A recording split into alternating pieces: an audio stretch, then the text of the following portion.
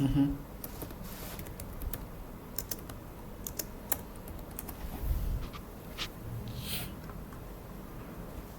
Mhm.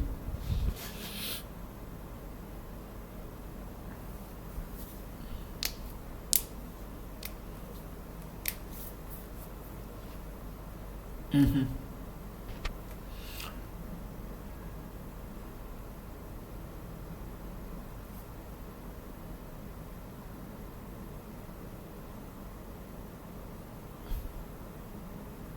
Mhm.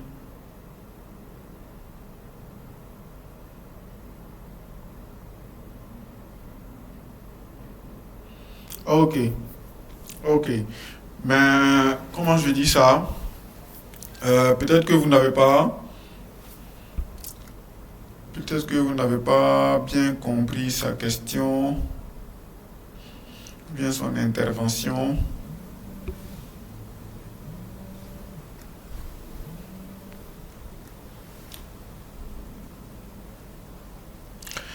Mais pour ne pas trop tirer en longueur sur la question, on va pas trop tirer en longueur sur le sujet. Mais ce que j'ai dit, ce que je disais tantôt, c'est que il y a certains nombres irrationnels dont on sait faire la preuve de l'irrationalité sans aucun problème. Ok, mais par contre, il y a d'autres nombres irrationnels dont la preuve de l'irrationalité n'est pas évidente. Et en cela, j'ai cité racine carrée de 2. J'ai dit, on sait montrer que racine carrée de 2 est un nombre irrationnel. Et ça, il n'y a pas de problème. C'est un exercice d'ailleurs que vous devez, on espère que vous arrivez à le faire. C'est pourquoi dans le support du cours, par exemple, vous allez voir, on a dit preuve de l'irrationalité de racine de 2 là. On a dit exercice. C'est là ici sous vos yeux.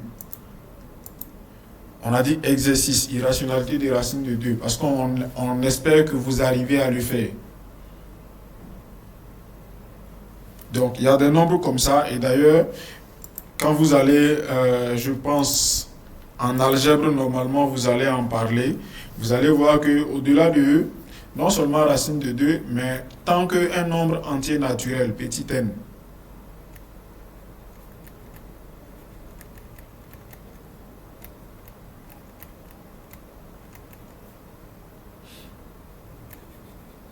tant que n est premier, je pense que c'est bien ça, tant que n est premier, racine carrée de n n'est pas rationnel.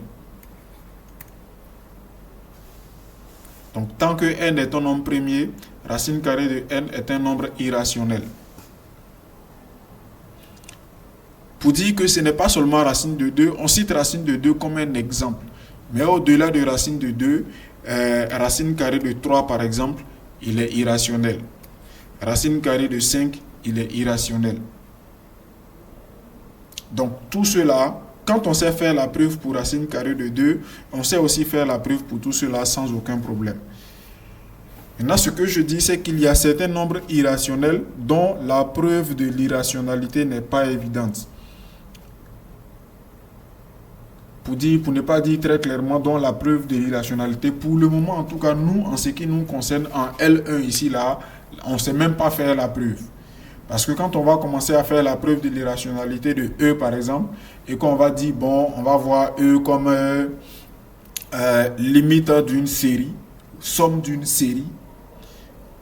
Une série, on ne sait pas encore ce que c'est qu'une série.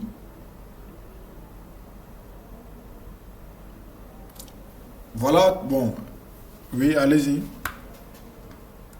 Oui.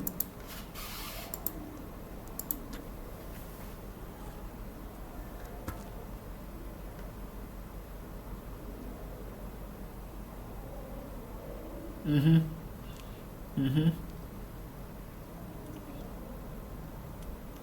mhm.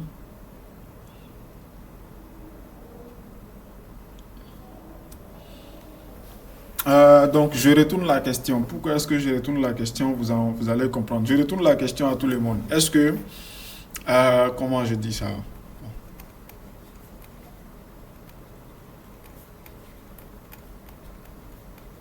Hmm. Est-ce que somme d'irrationnel est rationnel ou irrationnel?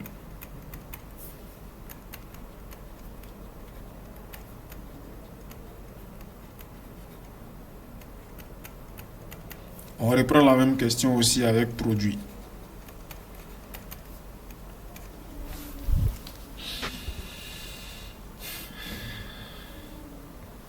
Est-ce que somme d'irrationnel est rationnel ou irrationnel? Bon, j'ai dit, je retourne la question. J'ai bien vu qu'il y a certains qui avaient la main levée depuis longtemps. Maintenant, quand je dis je retourne la question, ceux qui ont des contributions à apporter comme réponse, vous pouvez lever la main. Si vous avez la main encore levée, je comprendrai que c'est pour contribuer à la question que j'ai posée. Y a-t-il des contributions? Je vois deux mains.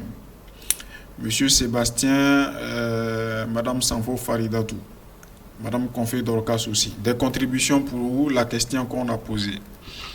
Ok. Madame Nadège également. D'accord. Donc, Monsieur Sébastien, vous pouvez ouvrir votre micro.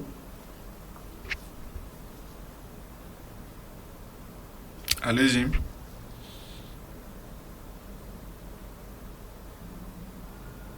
Mhm.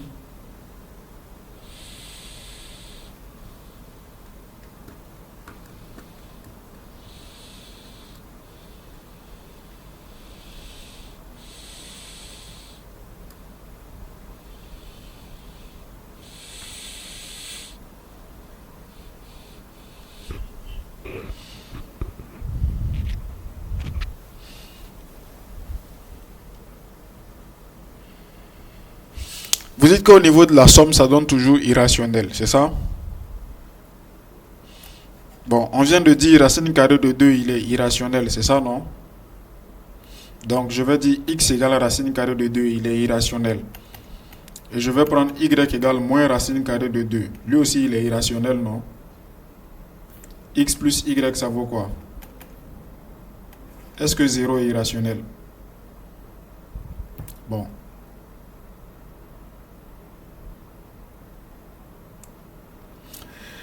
Ah, faites attention. C'est pas parce que ce n'est pas vert que c'est rouge. Faites attention.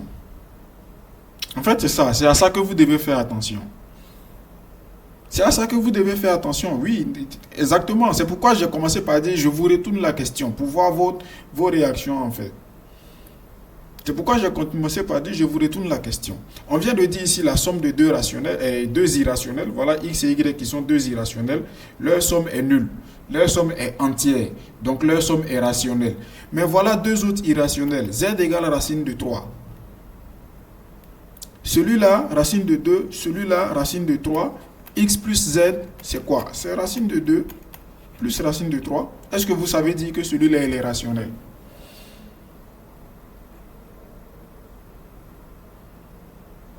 Je pose la question, hein, je n'ai pas forcément la réponse, je pose la question. Est-ce que vous savez dire que celui-là, il est rationnel? Donc, ce n'est pas parce que ici, on a pris un exemple où la somme est rationnelle, qu'à partir de là, vous allez dire non, chaque fois qu'on fait la somme, c'est rationnel. Non. Et en même temps, ça nous amène à un principe. Ça nous amène à un principe. Bon, c'est pourquoi ça aurait été mieux que vous fassiez le cours d'algèbre avant. La preuve par contre-exemple. Ce n'est pas parce que c'est vrai pour Pierre que c'est vrai pour tous les hommes.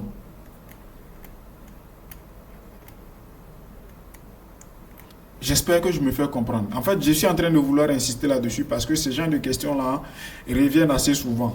On dit, bon, parce que oui, parce que j'ai vérifié ça pour racine de 2 et puis moins racine de 2, alors je peux dire que la somme de tout nombre irrationnel est irrationnelle. Ce n'est pas parce que Pierre, il est beau que tous les hommes sont beaux. On est d'accord? En fait, j'espère que vous comprenez ce que je suis en train de vouloir dire. Je prends un exemple banal, mais faites bien attention.